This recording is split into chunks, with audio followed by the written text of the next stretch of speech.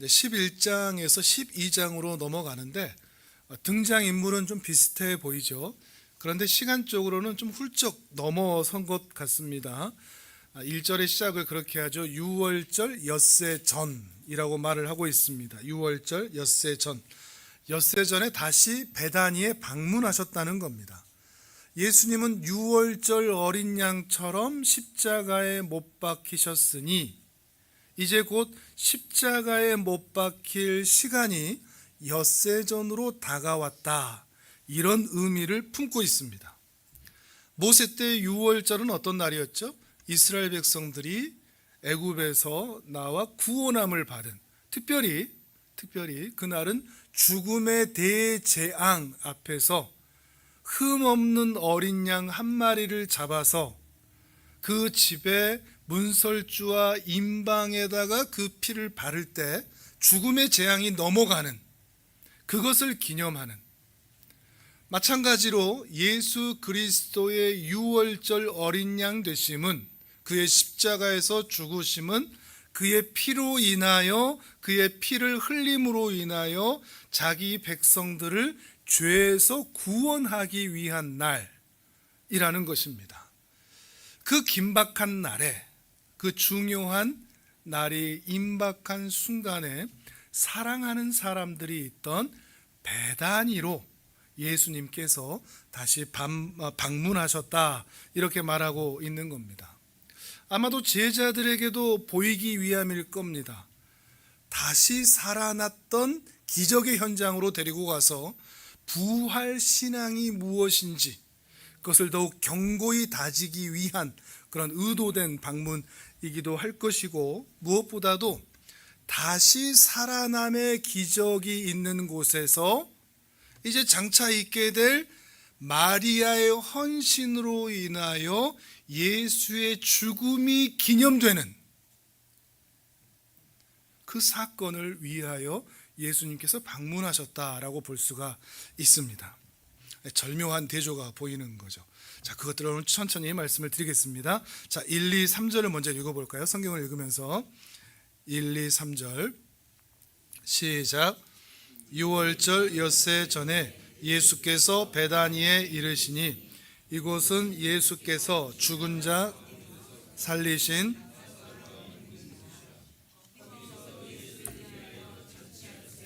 마르다는 일을 하고 나사로는 예수와 함께 앉은 자 중에 있더라.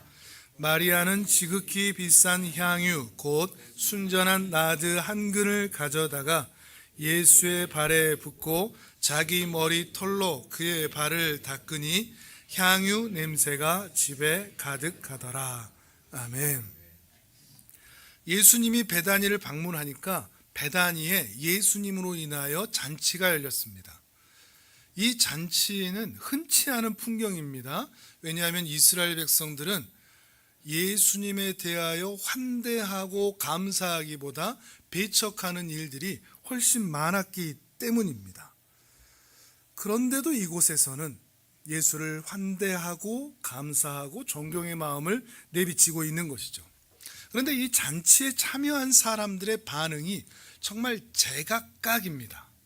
마르다는 일을 하고 있고, 마리아는 예수님께 향유를 붓고 있고, 죽었다가 다시 살아난 나사로는 잔치에 예수님과 함께 앉아 있다 그럽니다.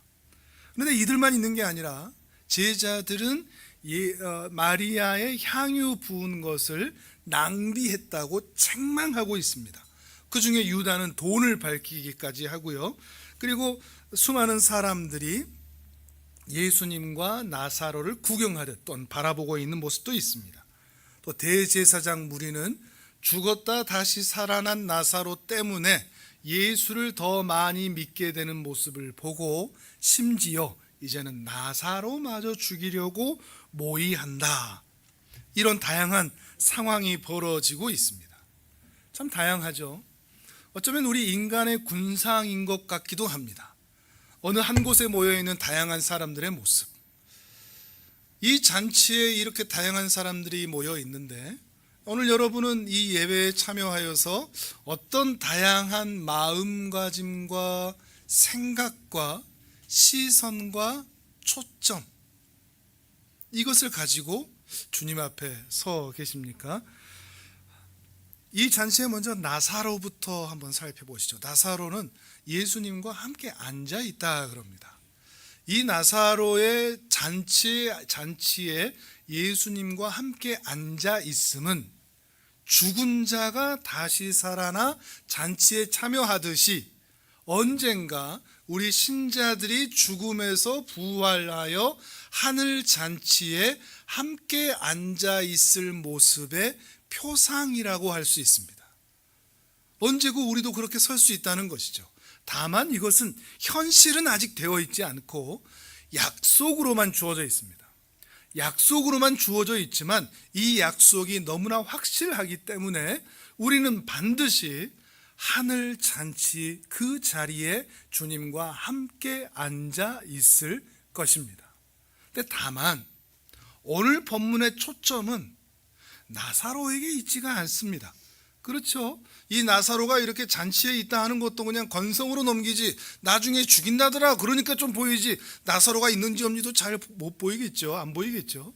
근데 왜 그러는가 하면 사도 요한 이 저자는 의도적으로 약속으로 주어지는 언젠가의 그날을 바라보며 살아가는 현실의 신자들은 고난의 길을 가시면서 자기 백성들을 구원하기 위하여 자기 생명을 내어놓으시는 주님께 자기 모든 것을 드리는 마리아에게 초점이 있습니다. 그 약속을 가진 자로 이 땅을 살아갈 때 우리 신자들은 어떻게 살아가야 할 것이냐, 그 표본으로 마리아를 제시하고 있다는 것입니다. 왜냐하면 예수님과 함께 잔치에 앉아 있을 수 있는 근거는 예수님의 죽음에 있기 때문입니다. 마리아는 그 죽음을 기념하고 감사하고 있기 때문이죠. 신앙에 있어서 이 죽음, 그리스도의 죽음은 매우 중요한 부분입니다. 그런데 매우 간과된 부분이기도 합니다. 무엇에 간과되느냐? 예수 그리스도의 부활, 영광, 이것에 더 초점을 맞추기 때문입니다.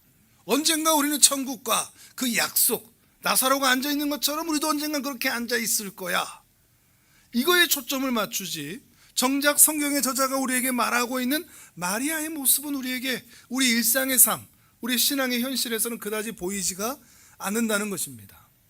나무로 비유를 하면 뿌리가 중요합니다. 신앙의 뿌리. 근데 그 뿌리는 가볍게 여기고 꽃과 열매에만 관심을 두는 것과 같습니다. 신앙의 뿌리에는 깊이 생각하지 못한 채 신자로 살아가면서 꽃 피고 열매 맺어 얼마나 사람들에게 칭찬받고 인정받고 나 스스로 만족하느냐, 이런 종교적 행위와 그 행위들의 결과에 치중하지, 정작 이 뿌리에 대해서는 귀찮아합니다. 배우는 것을. 뭐 성경 그렇게 읽어요, 기도 그렇게 해요, 묵상 그렇게 해요, 열심히 봉사하고 열심히 살다가 열심히 헌신하다가 그냥 뭐 천국 가면 되죠. 이런 표현들이 전부 다 뿌리는 가볍게 여기고 꽃과 열매만 관심을 갖는, 이게 한국 교회에서는 전반적인 풍토가 된 것 같습니다. 그래서 말씀 읽어야 돼, 기도해야 돼, 절해야 돼, 금식해야 돼, 헌금해야 돼, 11조 해야 돼, 예배드려야 돼, 이런 것들. 그런데 말씀과 기도로 이 신앙의 뿌리에 대해서는 깊이 알지도 못하고 묵상하는 시간도 가지지 않는 것이 현실이라는 것이죠. 그런데 이 뿌리가 부실하니 조금만 바람이 불어도 슉 날아가는 겁니다. 바람에 나는 겨와 같은 시편 1편에 있는, 후 불어도 그 겨는 날아가 버리죠. 그렇게 날아가듯 조그만 고생과 고난의, 질병의 아픔에, 또 힘듦과 어려움에 그 신앙 자체가 흔들리고 마는 것입니다. 그럼 이 뿌리는 뭘까요? 우리가 반드시 가져야 할, 깊게 내려야 할 신앙의 뿌리는 뭘까요? 그것은 우리를 위하여 십자가를 지신 예수 그리스도입니다. 예수 그리스도의 십자가입니다. 십자가. 우리 기독교가 십자가를 강조하는 이유가 있죠. 다만 눈에 보이는 형상으로서 눈에 보이는 유형 형태가 있는 십자가 그 자체만을 얘기하지는 않습니다. 십자가가 중요하다고 그러니까 목걸이도 하고 귀걸이도 하고 왕관은 심했나요? 여러 가지 몸에 십자가를 치장하면 나 신자인가? 이게 아닙니다. 외형의 십자가를 보면서 반드시 떠올려야 하는 것, 바라보아야 하는 것은 십자가에서 죽으신 예수 그리스도입니다. 예수 그리스도의 죽음, 십자가를 통하여서 예수 그리스도의 죽음을 볼 수 있어야 됩니다. 근데 예수 그리스도의 죽음만 보면서 애통해요, 슬퍼요, 안타까워요, 미안해요, 송구해요, 이것도 아닙니다. 이것이 결론이 아닙니다. 예수 그리스도의 죽음을 보면서 뭘 봐야 될까요? 그 앞에 하나 붙어야 될 게 있습니다. 나의 죄로 인하여 예수가 죽으셨다입니다. 여기까지 가야 됩니다. 저 십자가에 내가 달려 죽어야 하는데 예수가 죽었다. 이걸 봐야 됩니다. 이게 신앙의 뿌리입니다. 예수 그리스도의 죽음, 그리고 그 죽음의 원인이 된 나의 예수님의 피값만큼의, 천지를 창조하신 하나님이 피를 흘려 죽으셔야 할 만큼의 어마어마한 죄가 내게 있음을 인정해야 하는 것이죠. 예수님과 십자가는 본래 아무 상관없습니다. 십자가 지실 일이 없습니다. 근데 누구 때문에 지신 거죠? 우리 때문에 진 겁니다. 나 때문이죠. 내가 죄인이다. 그리고 내가 죄로 인하여 내 인생의 결말은 사망이다. 이것을 깊이 골몰이 생각해 보아야 한다는 것입니다. 죄와 죽음, 죄와 사망. 안타까운 것은 현대인들이 더욱 이 자기의 죄와 사망에 대해서 자꾸 회피한다는 겁니다. 안 듣고 싶어 합니다. 본성적으로도 죄인이면서 가만히 있어도 죄가 스멀스멀 올라오면서 그 탐심과 미움과 분노와 정욕과 죽이고 싶은 마음들과 빼앗고 싶은 마음들과 시기하고 질투하는 마음들, 그것들이 다 있으면서 자기 죄를 무시합니다. 또 현실적으로도 지금까지도 무수히 죄를 지어왔었고 지금도 짓고 있고 앞으로도 사는 나는 만큼 죄를 지을 텐데, 오래 살면 오래 살수록 더 죄를 지을 텐데, 그 죄가 무수히 있으면서도 자기 죄에 대해서는 가볍게 생각하는 겁니다. 놀랍게도 자기 스스로는 겉으로는 겸손한 척 저는 죄인이에요, 부족한 게 많아요 라고 말하지만 어느 순간부터 신앙의 연수가 차이면 이 정도면 괜찮은 것 아닌가라는 생각을 자기 스스로 해갑니다. 죄인이라는 의식이 옅어지는 거죠. 그 죄의 결과로 얻어지는 죽음 역시도 그렇습니다. 나는 안 죽을 것처럼 삽니다. 여러분 그렇지 않습니까? 난 곧 죽을 사람이야 이런 생각하고 사시는 분이 계십니까? 나에게는 그런 일들이 찾아오지 않을 것처럼 우리는 일상을 살아가죠. 그러다가 가까운 사람의 장례식장을 가면 불현듯 생각합니다. 죽음은 무엇인가? 나는 어떻게 될까? 죽음 이유는 대체 어떻단 말인가? 그러다가 장례식장을 벗어나면 또 잊어버립니다. 생각하지 않습니다. 사단이 우리를 공격하는 것은 고생과 고난을 통해서도 하지만 망각으로도 합니다. 하나님이 어떤 분이신가에 대해서 생각하지 못하도록 합니다. 내가 누구인가? 나의 이 죄를 어떻게 구원받을 수 있는가? 나는 어떻게 하나님의 은혜를 경험할 수 있는가? 나는 어떻게 살아야 되는가? 내 영혼의 점검에 대해서 망각하도록 합니다. 바쁘게 하죠. 매일매일 바쁩니다. 놀아도 바쁩니다. 뭘 해도 바쁘도록 우리를 만드는 게 사단의 공격이고 유혹입니다. 하지만 주님은 아주 냉정하게 우리 인간의 상태를 이렇게 표현을 하십니다. 자, 마태복음 24장을 보겠습니다. 이것은 화면을 볼게요. 마태복음 24장 1절 2절입니다. 이게 인간의 상태, 예루살렘 성전의 망함, 이것이 인간의 상태와 어떻게 연결되나 생각해 보시면서 읽어보시기 바랍니다. 1절 2절 시작. 예수께서 성전에서 나와서 가실 때에 제자들이 성전 건물들을 가리켜 보이려고 나아오니 대답하여 이르시되 너희가 이 모든 것을 보지 못하느냐? 내가 진실로 너희에게 이르노니 돌 하나도 돌 위에 남지 않고 다 무너뜨려지리라. 아멘. 다른 본문에 보면 예수님께서 제자들에게 너희가 이 성전을 헐라. 그럼 내가 사흘 만에 다시 세우리라 그렇습니다. 헐어내야 한다. 무너뜨려야 된다. 이런 말씀을 하셨고, 마태복음 24장 마지막 때를 말씀하시면서도 돌 하나도 돌 위에 남지 않을 처참한 멸망을 말하고 있습니다. 1차적으로 성전의 멸망은 구약 이스라엘의 완전한 멸망을 말하는 것입니다. 성경에 등장하는 구약 이스라엘의 최종적인 모습은 현대 이스라엘이 아니라 망한 이스라엘로 끝입니다. 더 이상 이스라엘은 등장하지 않습니다.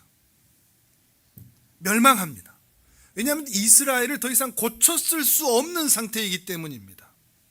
그렇게 옛 이스라엘, 육적 이스라엘, 구약 이스라엘은 돌 하나도 돌 위에 남지 않고 멸망하고 말았습니다. 그러다가 예수 그리스도의 죽음과 부활 그리고 성령의 강림하심으로 인하여 새 이스라엘이 형성됩니다. 그게 뭐죠? 새 이스라엘, 영적 이스라엘, 신약 이스라엘, 교회입니다. 사도행전에서 바로 그걸 말하고 있는 겁니다. 사도행전의 핵심은 교회입니다. 그 교회가 육적 이스라엘이 망하여 그 이후에 세워진 새 이스라엘, 영적 이스라엘, 이것을 표현하고 있는 것이죠. 그런 면에서 여러분이 주의 깊게 하나 생각할 필요가 있는 게 구약 이스라엘과 현대 이스라엘은 전혀 다릅니다. 지금 현대 이스라엘은 그냥 이스라엘이라는 한 나라이지 구약에서 하나님께서 자기 백성으로 택하셨던 그 나라가 아닙니다. 그 나라는 망했으니까요. 같은 곳이 아닙니다. 그런데 태극기 부대나 이런 사람들이 이 이스라엘 국기와 성조기를 들고 막 하는 것을 보면 성경을 모르는 겁니다. 지금도 구약 이스라엘이 현대 이스라엘과 같다라고 생각하면 신약을 인정하지 않는 겁니다.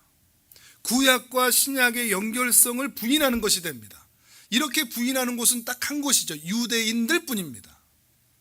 유대인들만 자기들이 구약 이스라엘과 연장된 하나님의 백성이라고 말하죠.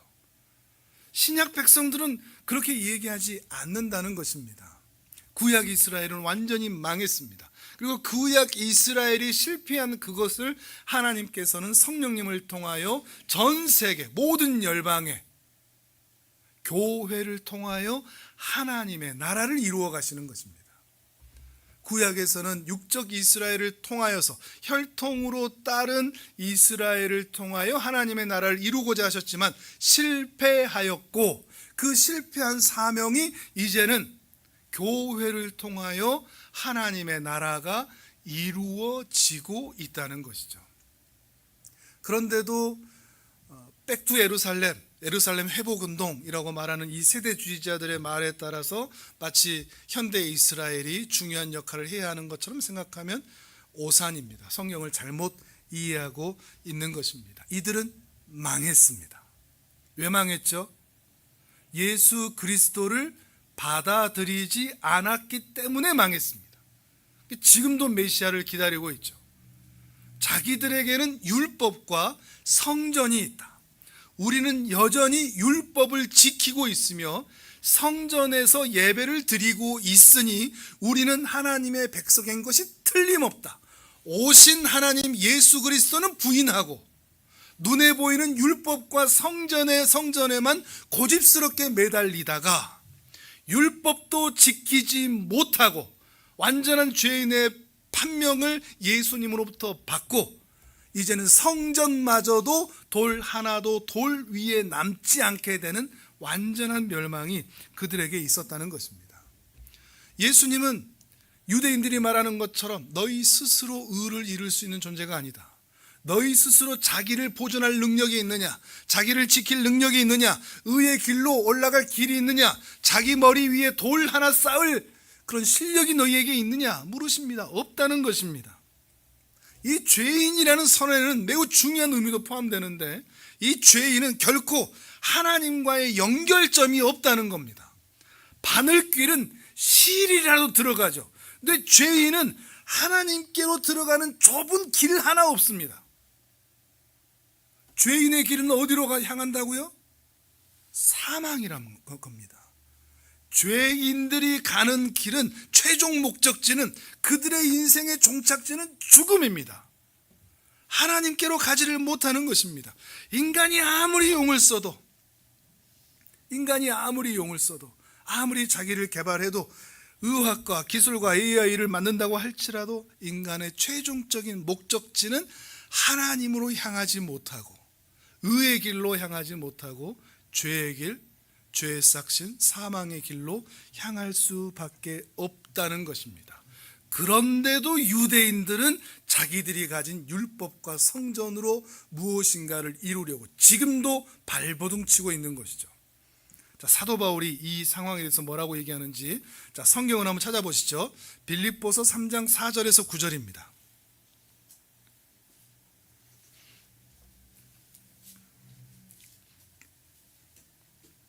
빌립보서 3장 4절.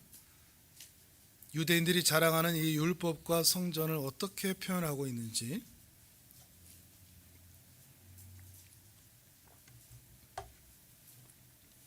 빌립보서 3장 4절에서 9절까지 같이 읽습니다. 시작. 그러나 나도 육체를 신뢰할 만하며 만일 누구든지 다른 이가 육체를 신뢰한 것이 있는 줄로 생각하면 나는 더욱 그러하리니 나는 8일 만에 이스라엘 족속이요 베냐민 지파요 히브리인 중에 히브리인이요 율법으로는 바리새인이요 열심으로는 교회를 박해하고 율법의 의로는 흠이 없는 자라. 그러나 무엇이든지 내게 유익하던 것을 내가 그리스도를 위하여 다 해로 여길 뿐더러 또한 모든 것을 해로 여김은 그리스도 예수를 아는 지식이 가장 고상하기 때문이라.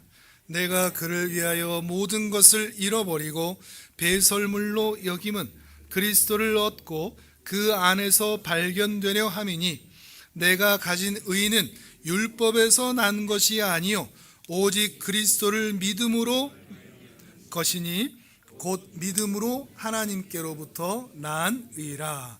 아멘. 사도 바울은 자기 자신을 이렇게 표현합니다. 대제사장들이나 바리새인들과 비교해서도 꿀릴 만한 스펙이 아닙니다. 실제로 당시에 떠오르는 유대 사회의 신진 거물이었습니다. 엘리트 거물이었습니다. 출신, 배움, 학문, 실력, 열심, 행함, 지식 어느 것 하나 빠질 것이 없었습니다. 근데 사도 바울이 지금 뭐라고 말하냐면 자기에게 지금까지 자기가 가지고 있었고 자랑하고 있었고 자긍심을 가지고 있었던 이 출신, 배경, 실력, 능력 그 모든 것들이 다 해롭다 그럽니다. 해롭다. 뭐에 해로울까요? 예수 믿기에 해롭다 그럽니다. 잘생기셨습니까? 그거 해롭습니다. 아름다우십니까? 그거 해롭습니다. 좋은 대학 나오셨나요? 그거 해롭습니다. 좋은 직장 다니십니까? 해롭습니다. 통장에 잔고가 좀 여유롭게 있습니까? 그거 해롭습니다. 가정이 있습니까? 해롭습니다. 자식을 사랑하십니까? 그것도 해롭습니다. 내가 가진 모든 것이 예수 그리스도를 온전히 믿고 따르기에는 해롭더라. 이렇게 말하고 있는 것이 바로 사도 바울의 말이라는 것입니다. 오히려 그것들이 내가 사랑하고 내가 자랑하고 내가 자긍심을 갖고 내가 열심을 품었던 그 모든 것들이 예수를 믿는 데에 오히려 방해가 되더라. 해롭더라. 그래서 주님은 내가 가진 모든 것을 다 버리고 나를 따라오라 그러셨던 겁니다. 부자 간원에게 그러셨죠.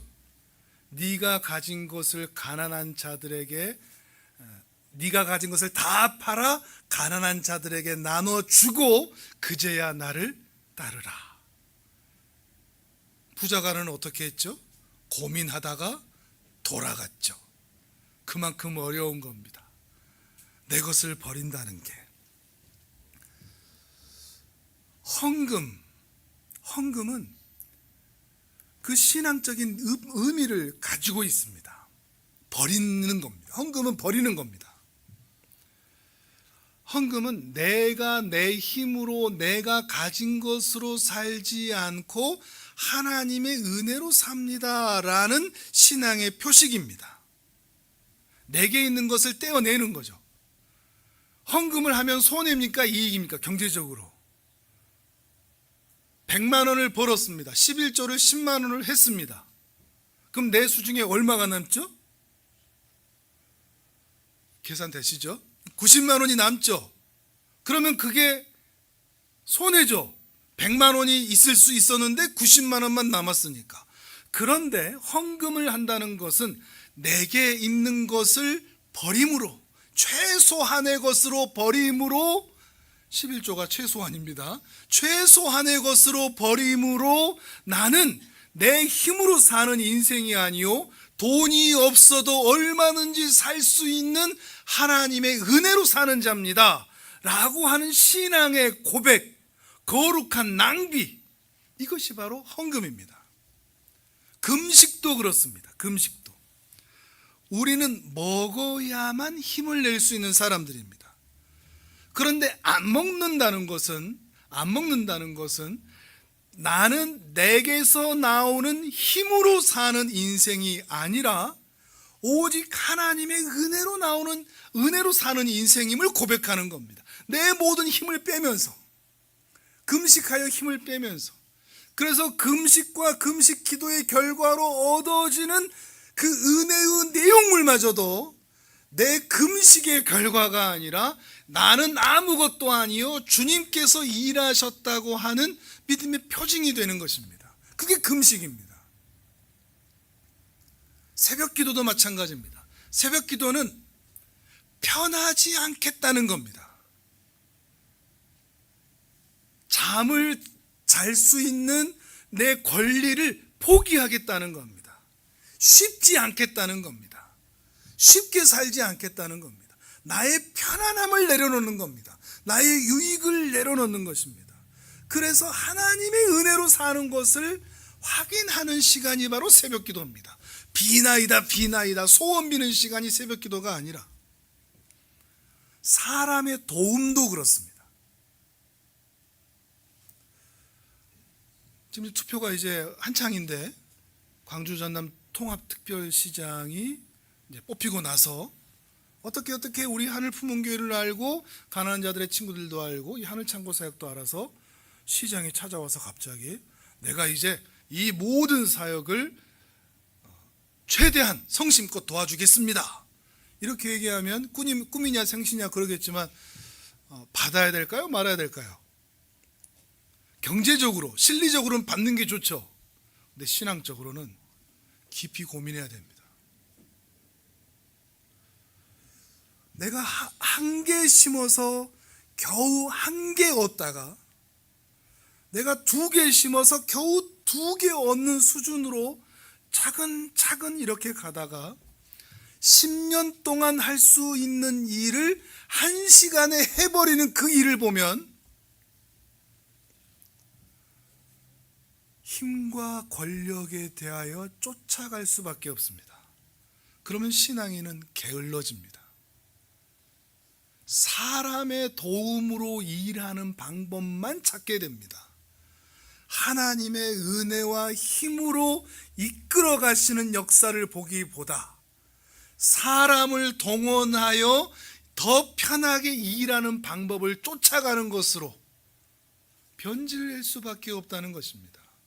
그러니 사람의 도움 역시도 시편에서 그렇게 기도하는 시편의 저자가 기도하는 것처럼 사람의 도움 역시도 우리는 깊이 생각해 볼 필요가 있는 것입니다.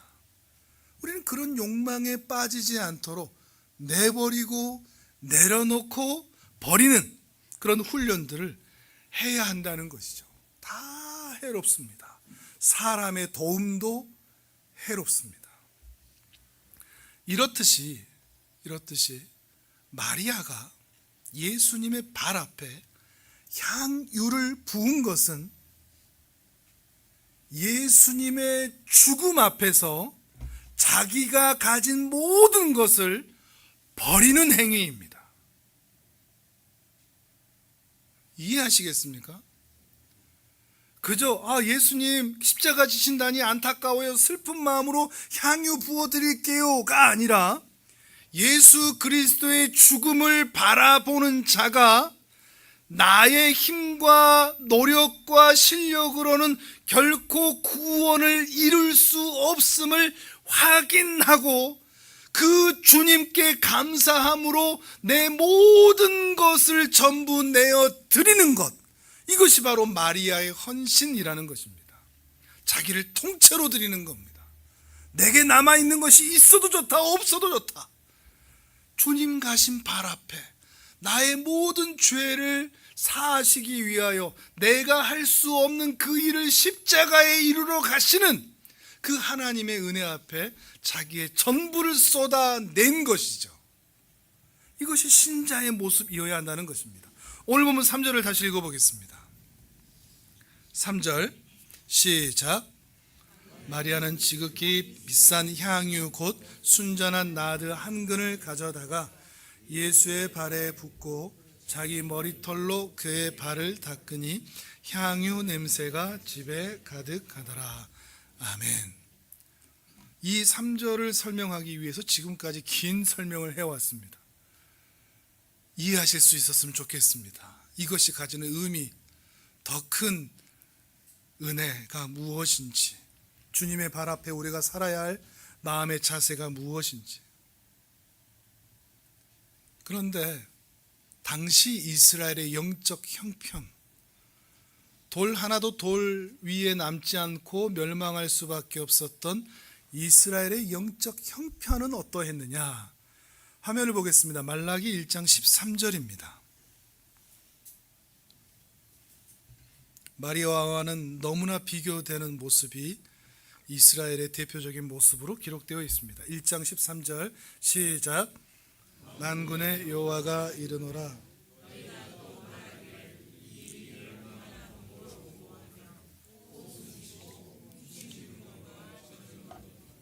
병든 것을 가져왔느니라.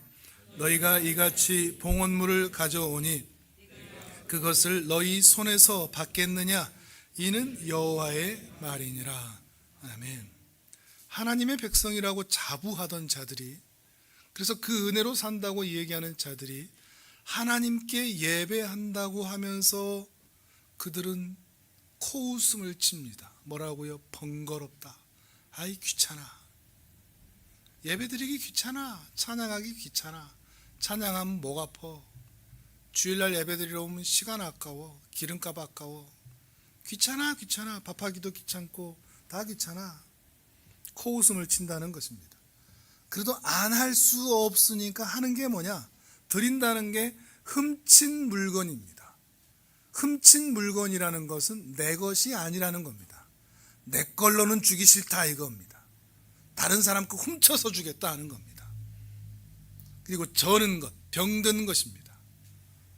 저는 것과 병든 것은 건강한 것은 내가 쓰고, 또 건강한 것은 내가 먹고, 건강한 것은 제값에 팔고, 절고 병들어서 먹기도 그렇고 팔기도 그렇고, 이런 거 어차피 뭐 제사 드리면 번제 드리면 뭐 그냥 뭐 알지도 못할 텐데 그렇게 하나님께 드리겠다 하는 겁니다. 먹고 남은 거 이걸 뭐라 그러죠? 찌꺼기. 그 찌꺼기를 모아놓은 통이 뭐죠? 쓰레기통. 내 것으로 쓰다가 남아있는 것은 나머지 찌꺼기, 나머지 쓰레기. 이스라엘의 영적 형편이었습니다. 그들은 지금 이런 것들을 들여왔던 것입니다. 왜 그랬을까요? 가난해서? 아닙니다. 힘들었죠. 포로 생활 돌아와서 다시 개척해야 되니까 힘들었죠. 그러나 그들이 이렇게 했던 이유는 가난해서가 아니라 하나님에 대한 마음이 없었기 때문입니다. 없는 건 돈이 아니라 없는 건 마음입니다. 마음이 있으면 두 렙돈이라도 주님께 드릴 수 있습니다. 마음이 있으면 자기의 전부인 값비싼 향유라도 주님께 드릴 수 있습니다. 마음이 없으니 드리지 않은 것입니다. 하지만 마리아는 자기에게 있는 모든 것을 다 드렸습니다. 그 향유가 아깝다고 손가락에 한번 찍어서 손가락으로 한번 튀기는 정도 이렇게 하지도 않았습니다. 아낌없이 다 부었습니다. 어느 정도로 주님을 사랑하는 만큼, 주님께 감사한 만큼,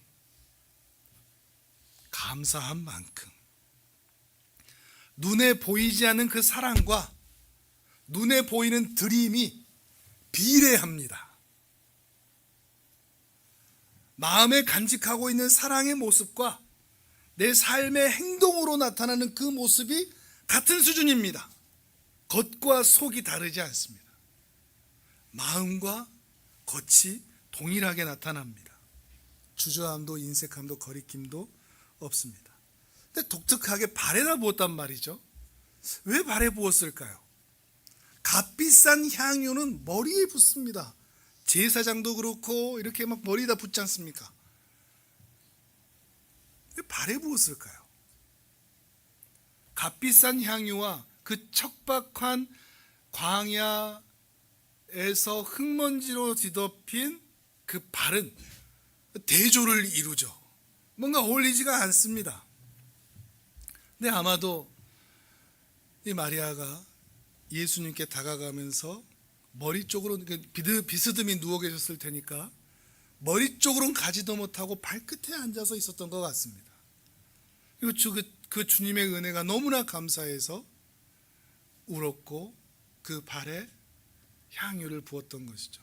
그 머리털로 그 향유를 닦아내었습니다. 내게는 정말 소중한 건데 주님 앞에서는 발보다도 못한 것이기 때문입니다.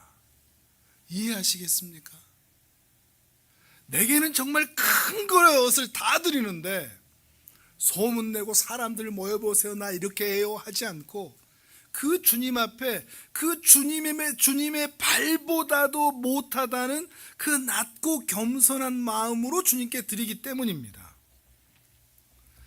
우리는 벌품없고 초라하고 이런 데는, 그리고 소문 안 나는 곳에는 우리의 헌신과 봉사와 헌금을 드리기를 꺼려합니다. 드러나고 칭찬받고 알아주고 흔들고 이렇게 해줘야 그런 곳에 우리의 봉사의 용도를 바꾸고 싶어 하죠. 마리아는 그렇지가 않은 겁니다. 누가 알아주든지 말든지 자기가 이 주님께 드린 마음의 동기는 주님 가신 거기에 그 사랑에 내 인생과 내 마음과 내 사랑의 마음, 그것을 조금이라도 흘려드릴 수 있기를 바라는 마음, 그것밖에 없는 겁니다. 그러니 타인의 시선도 의식하지를 않습니다. 잔치가 열리는 중에 한 여인이 그 앞에서 꺼이꺼이 울고 있는데 잔치의 분위기가 끊어졌겠죠. 사람들이 뭐라고 했을 겁니다. 여기서 왜 울어? 하는 사람들이 있었을 것입니다. 그런데도 그것도 신경 쓰지 않았습니다. 왜 그럴까요? 주님밖에 안 보이니까. 그 소중한 주님밖에 안 보이니까. 그러자 이 집은 향기로 가득하게 되죠. 근데 그 향기는 더 이상 옥합에 남아있지 않게 됩니다. 어디에 남아있죠? 예수님의 발에, 그리고 예수님의 몸에 남게 됩니다. 아마도 마리아가 뿌린 그 향유가 값비싸고 좋은 향유라면 유통기한이 6일은 되지 않을까요?